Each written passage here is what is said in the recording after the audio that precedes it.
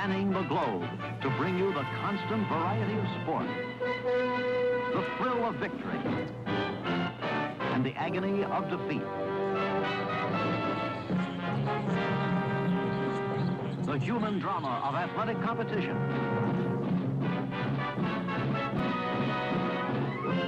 This is ABC's Wide World of Sports. Brought to you by Lincoln Mercury. Nobody has more kinds of cars for more kinds of people. See them at the sign of the cat. By Goodyear, makers of the custom Steel Guard radial tire. And by State Farm Mutual. Almost anywhere you live, there's a State Farm agent nearby. Like a good neighbor, State Farm is there.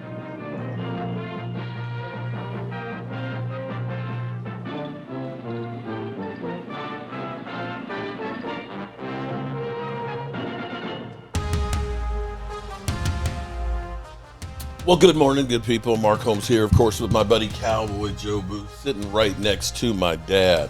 Thank you very much, Eric Spencer. And as always, I want to say thank you all for watching, commenting, subscribing, and being part of the Joe Booth Sports Report.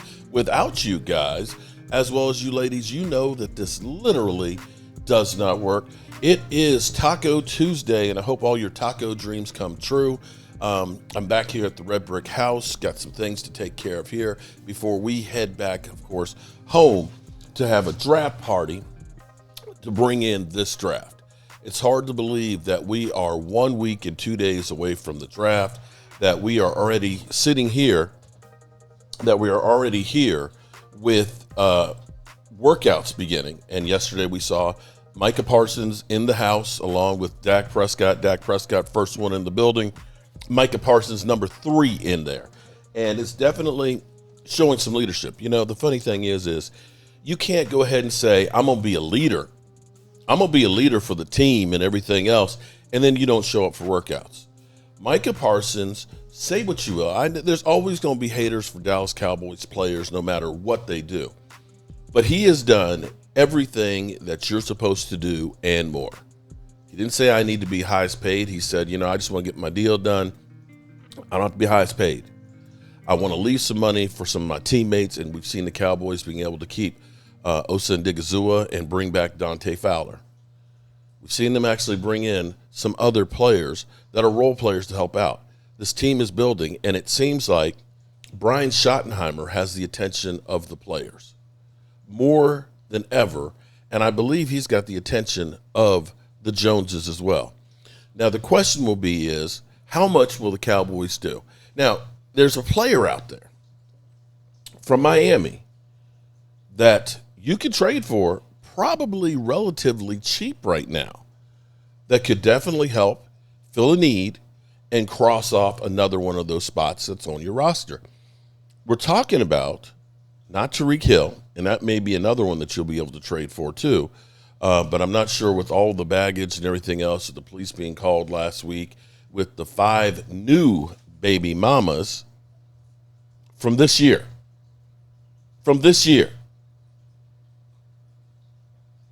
That I'm not sure that that's the drama you want to bring in.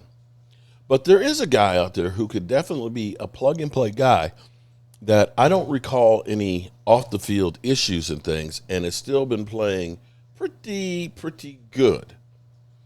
And apparently he is on the trade block. We are talking about Jalen Ramsey. Jalen Ramsey, see, here's the cautionary tale. Cautionary tale. As we go through and say the Cowboys haven't made any big moves, right? Let's take a look at the Miami Dolphins just a couple of years ago. They got the hottest coordinator in Mike McDaniels. Everybody said he's the evil genius coming from San Francisco, and he was going to be great. That was after they fired Brian, what's his name? Because they said he wasn't good. He had turned the team around and so on without having talent. The Miami Dolphins went on a spending spree. They ended up going out and they got Tyreek Hill. They ended up taking Cedric Wilson, coming off a really good season with us. Mind you, this is for you Dak haters out there. It's amazing how guys' career years are always with Dak Prescott. Have you noticed that? And then they go elsewhere, and they're really never heard from again. But be that as it may, he was a 666-yard receiver with the Cowboys. He signed a $7 million deal to go to Miami. They got Tyreek Hill. They traded for Jalen Ramsey, giving up just a third-round pick and a tight end. And now Miami is interested in possibly trading him. Jalen Ramsey, his first year, 3 interceptions, 22 tackles, 4 assists. Last year was pretty good. Not as great as with the Rams, but he still had 60 combined tackles, 21 assists, 1 sack, and 2 interceptions. His contract, let me see what his contract number is, because I'm sure this is a cost-saving move because he is one of those high-paid players, and we'll see how much Miami will have to eat. Okay. Wow. He's a free agent in 2029. Damn. His cap number for this year is $16 million for the Miami Dolphins. If the Miami Dolphins trade him pre-June 1st, they'll reduce that to $25 million cap hit, and then they're done. $25 million cap hit, they can end up saving themselves $8.5 million as far as the dead money goes, but they can wipe that off the books. They can wipe him off the books. What we're looking at with Jalen Ramsey on his contract is voidable years. This is the last year of guaranteed money for him, his contract. So basically you're trading him, you're going to get a new contract with him because there's no guaranteed money. It's 25, 26, and then 36 and 28, and then another voidable year in 29. But all of the guaranteed money's out. So that would be the Miami Dolphins eating a bit of that money. So we're not talking about a lot for this year. And that may be the move that you get there. You get Jalen Ramsey in there, Deron Bland, and then eventually you get back Diggs towards a playoff run. That's a great deal. And see, herein lies the problem for the Cowboys last year. We were sitting here in the same situation where we didn't know how Diggs was going to be coming back from injury. And when the Cowboys have paid somebody a lot of money and they've been injured, the player is trying to get back on the field maybe before they're ready. You may remember with Diggs that he got into a Twitter argument with the reporter because they were saying, well, you didn't sell out and go for this tackle. And he came back at him like, you don't know what's going on. And what I think was his knee just was not there and able for him to really play like he should have. And maybe much like Michael Gallup wasn't ready to return to playing. Now, we could have kept Stephon Gilmore and had him as an insurance policy, but the Cowboys didn't. This is a type move. This is a type move that you definitely should look at doing. This is definitely the move you should be looking at doing is trading for Jalen Ramsey. I don't know what it's going to cost. If we had a 4th-round pick, I'm sure we could probably do it for a 4th. Again, it was a 3rd 2 years ago. I'm not sure that it's going to be a 3rd right now, but Miami is looking at this as we don't want to take all the salary on here, and we're rebuilding. So this is an opportunity.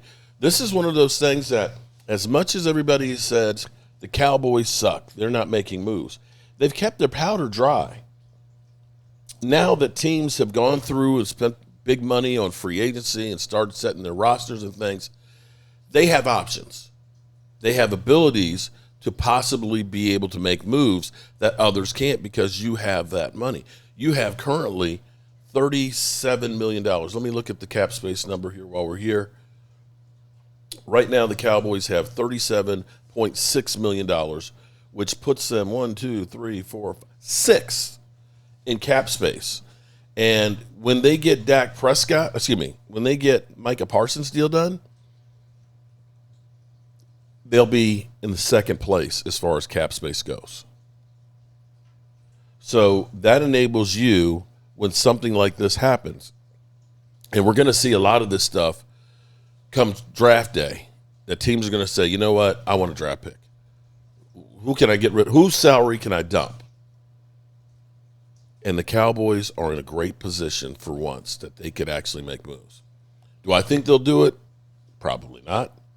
But this is one of those moves that you could say, yeah, this would definitely be a wise move.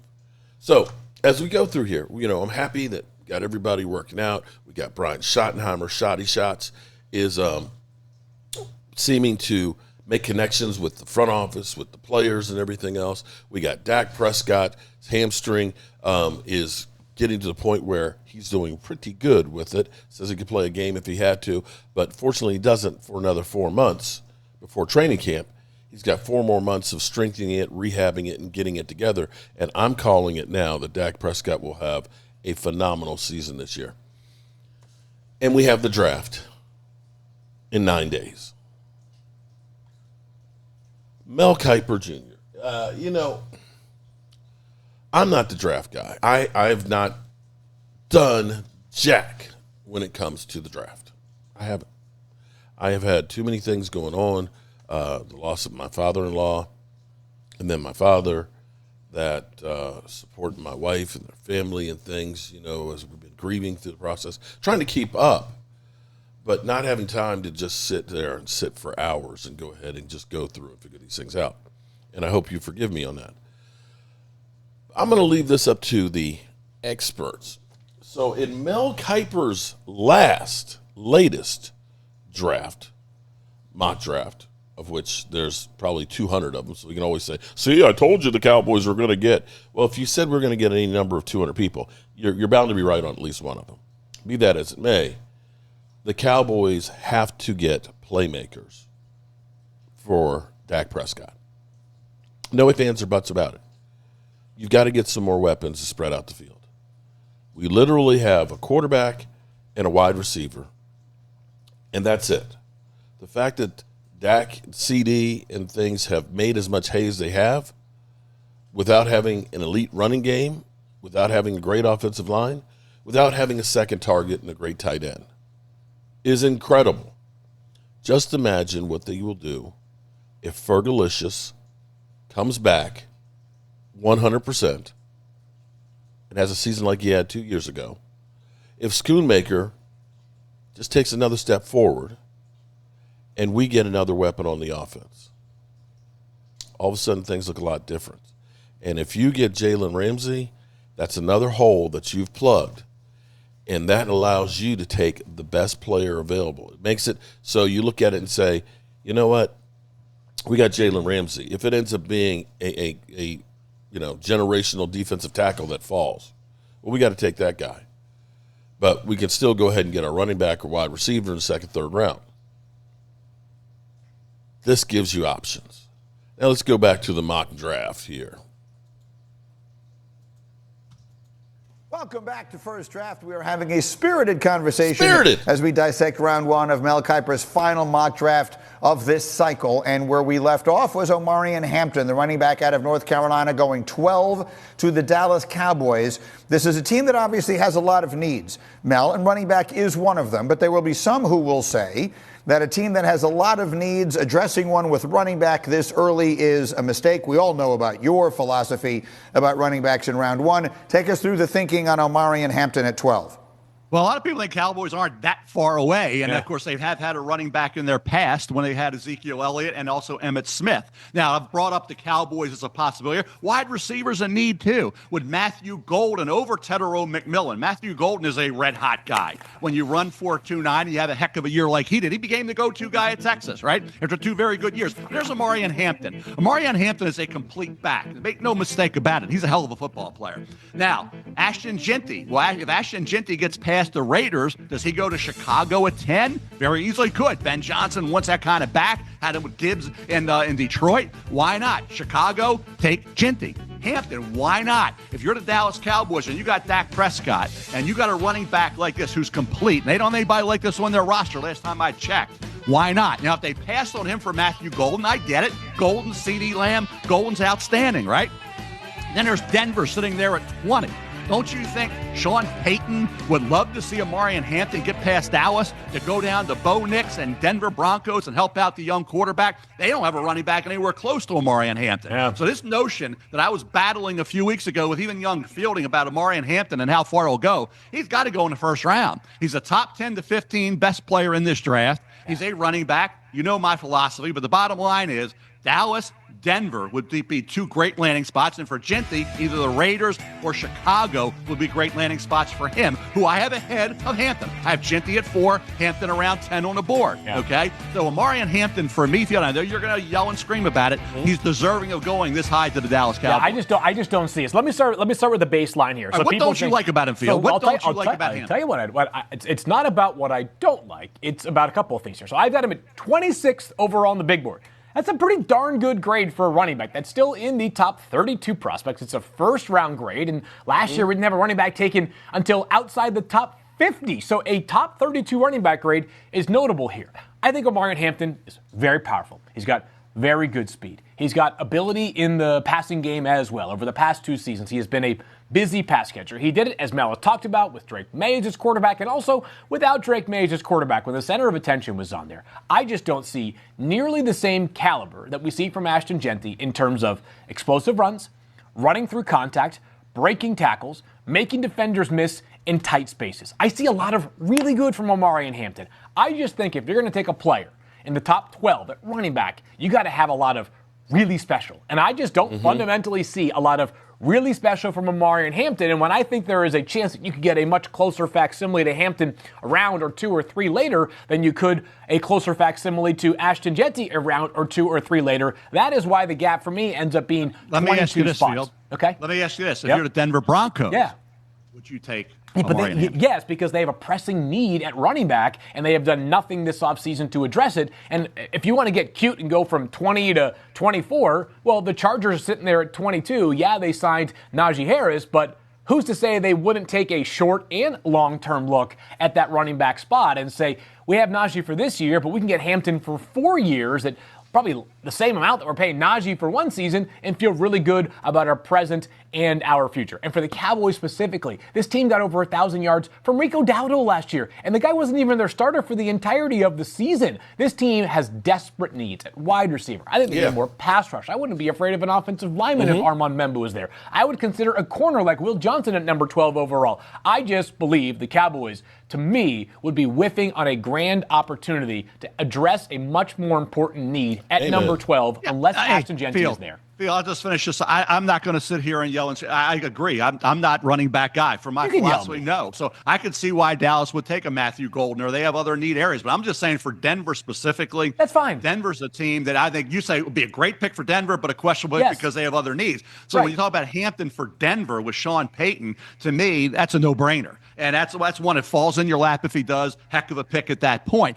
You mentioned Membo. Membo's got to go before 7, you would believe, right? I think he's got to be gone. Yeah, he'll be and gone. As far as the pass rushers go, Field, there's some that are a little iffy. I mean, the pass rushers in the first round are a little kind of roll of the dice. Definitely. I think you at least know what you're getting with these backs, where the pass rushers we're talking about, whether it's Shamar Stewart, whether it's Michael Williams, whoever it may be in that area, is a little bit suspect for that part of the draft in terms of we don't know exactly what you're getting. Like I said, you may get a great player, you may get a bust. We don't know what you're going to get, specifically with Shamar Stewart, the defensive end from Texas A&M. Totally. I mean, there's some dice rolls for sure. I'm just saying, like, if the Cowboys bypass an important position at number 12 for running back, Omarion Hampton specifically, if I do the grades this year, Greeny, I wouldn't give him an A in the first round. I'd give him a C+.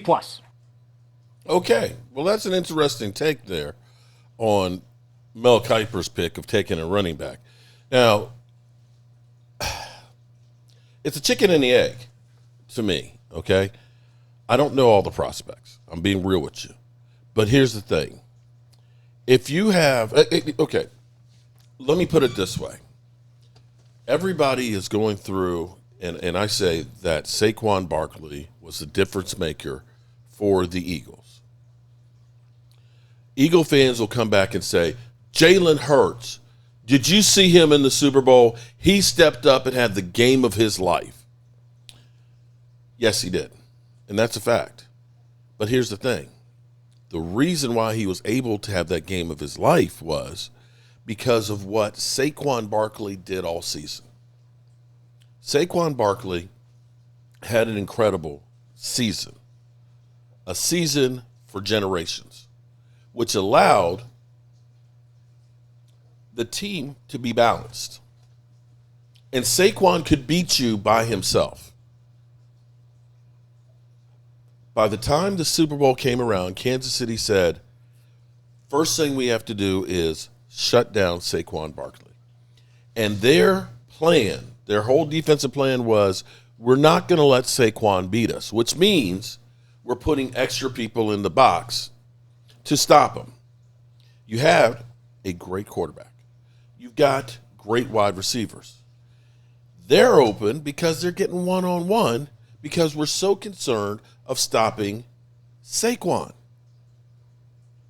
If they did not have the threat of Saquon Barkley, and you now have Jalen Hurts, who had under 4,000 yards, was it under that? Maybe it was under 3,000. How many yards was it? I know it was only 18 TDs.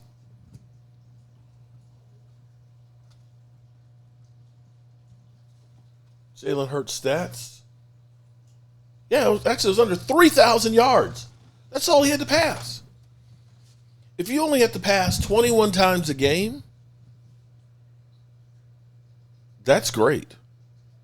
And that was a team philosophy. And so if the Cowboys have a good running back, and we've seen, like Zeke Elliott's rookie year, we've seen, like Tony Romo with DeMarco Murray, similar statistics, except Tony Romo still had like 30-some TD passes, unlike Jalen Hurts. I think he almost doubled them. But he only had 3,000 some odd yards. But statistically, it was his best year. Why? Because he had a running game to go with it.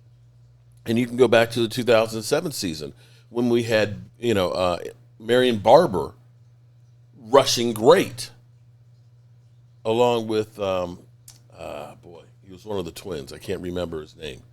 But we had a thunder and lightning running game that got us probably close to 2,000 yards. And both of those seasons were the best teams that we had with the Cowboys. We had a running game that allowed the quarterback not to be the be-all, end-all. So you do need a running back. But you also need another really good target. And you can think back in Cowboys history, we always had, a great wide receiver, be it Drew Pearson or Michael Irvin. We had a running back like Tony Dorsett or Emmitt Smith. And then you also had another credible target like an Alvin Harper. So they need both, wide receiver and running back.